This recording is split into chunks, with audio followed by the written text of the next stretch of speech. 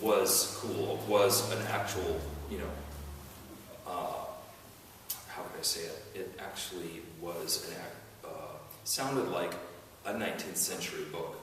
But these poems, I strayed from that because I was just having too much fun. I laugh at the latter-day 19th century romantics, but also love them to bits, and so I wanted to write a few of my own, and this is kind of what that is. And I'll read one of those at the end. Also, but I will start with the varied scattered things, and I have some poems here for you. This one's called Train Direct to Your Chest. It's one of my Paris poems. This chest of mine, a box of squirming pigeons rushing at the crumbs, my pulse rages over, starting at the neck plumes of inverted question marks, screams of velvet jugular, a jagged line from the eye. That tunnel you wander is lined with asphalt and blood gravy, upholstered in pain. Only you can imagine it. I park my God cart there, looking for coins.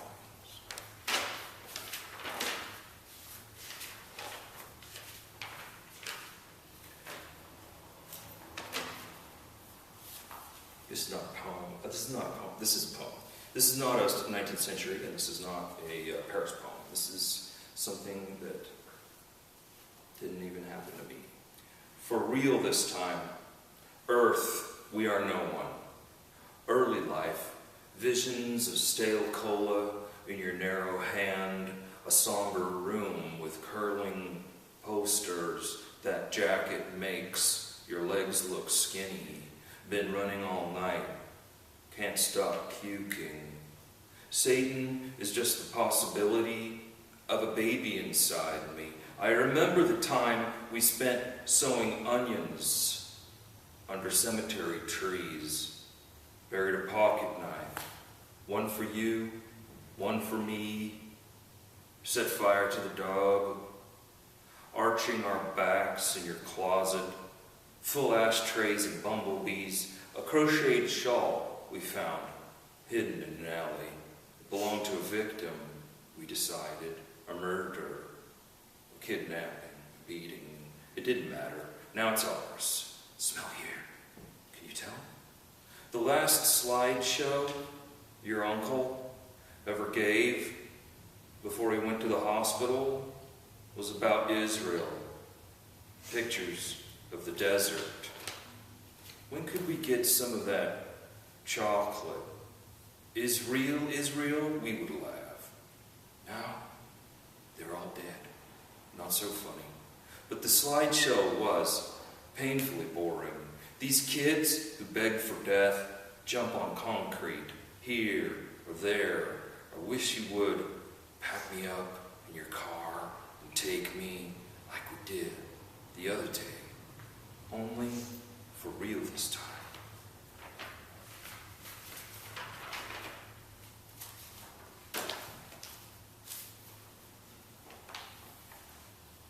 It's a Paris poem. Crows cackle in the eaves, each one atop its own eyeless demon crouched. Rooftops launched behind them, innards of a snail, some lacy ghost of meat, blue-edged belly bag with a skirt of moss, naked twigs, snap hymns, downspout horse, the gargle, eon bones push stone forever, skin the gilded velvet coffin. Display diminished sun, pulls tight by sexy beast. Immune, the observer settles, another evening of bitter herbs in wine.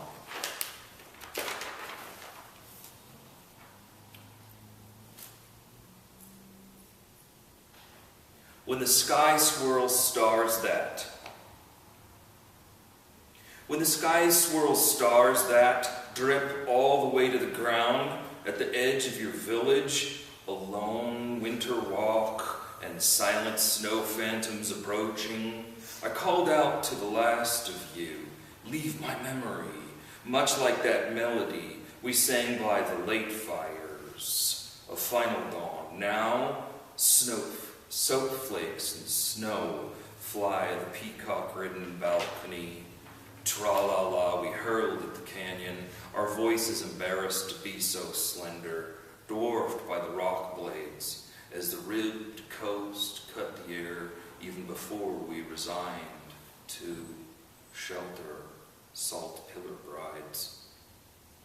The heart of it was so clear to me, you and I filled with the stuff of all things when last we spoke, but here, at the edge of your shadow village, I will turn and take my chances on faded trails.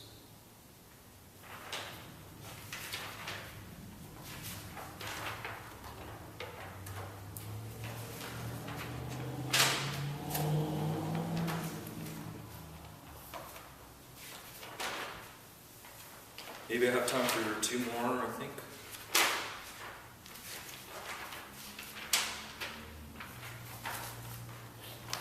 Bear's poem. It's about giving up the ghost. It's called Boule de Suif. This is after the short story by Maupassant called Little Ball of Fat. Little Ball of Fat was the nickname for a prostitute who was fleeing Paris with a carriage full of people. Anyway, I don't want to go into it too much, but here is basically the gist of it.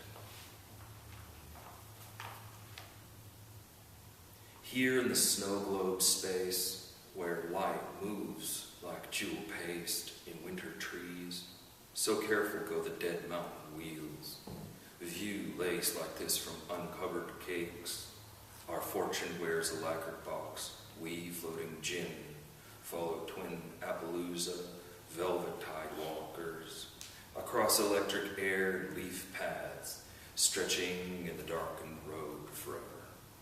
Sail the crescent beams of lantern glow, hidden spoils of dark mass festival, desire's palate's gloss, the private arches gleaming, roast bird, plump fingers like sausages, an overwhelming bodice. Despised by your trap mates, locked behind curtained doors and soggy clouds, my eye strikes you opposite the fairy folk, indulging in your provisions. A circus round erupting later, spilling champagne, certain kerosene vampires, density silence, black cave memory. Finally, they have you, untied, heathen, lamb-lipped, stony heart, frosty fire, the moist heat. Feeding frenzy stops when the jackboot, slate-headed peacocks return to their killing. They take what they always take, the weed-ridden honey. It means so little to the bear and less to the bees that make it, but I watch you on our way out of there, and your swollen pigeons tremble before dying in the mud, your bosom. No one would take what you really had to give that day, nor could they, but we all grabbed anyway, and would rather kill you for it. So, in the story she doesn't die, but they all end up respecting her.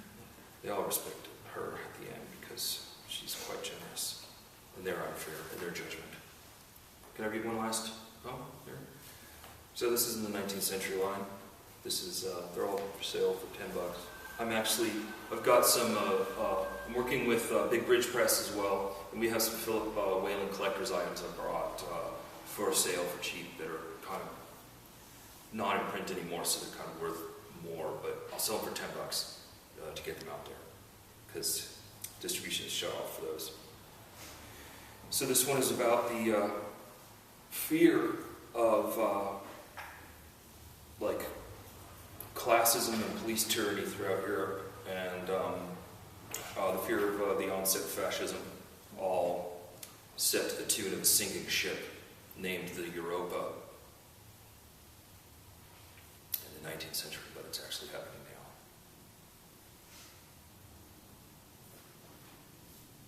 now. And they're drowning, it's actually floating over there too. They're kind of sinking, their ship is sinking. Wreck of the Europa.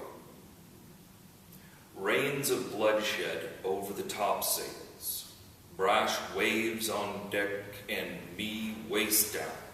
She can no longer bear the effects of our cosseting, confusion and lonely death for vessel-born wood worshippers. She who espoused that place between the sacred pair of wife and mother thinks not of hammering us to watery hell. Screams of Europa span her attention to adjacent ships ripped and foundering about the rocks. Sailors spill, shouting, swimming foamy waters, engrossed.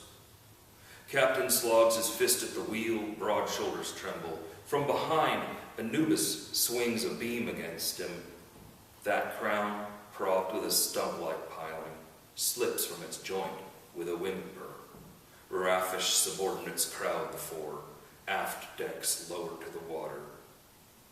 Captain limp, hands clasp the helm in deathlock. Rain, wash, and sludge fall through the cabins. The splendid class slings rope and ladders for themselves down into the mayhem.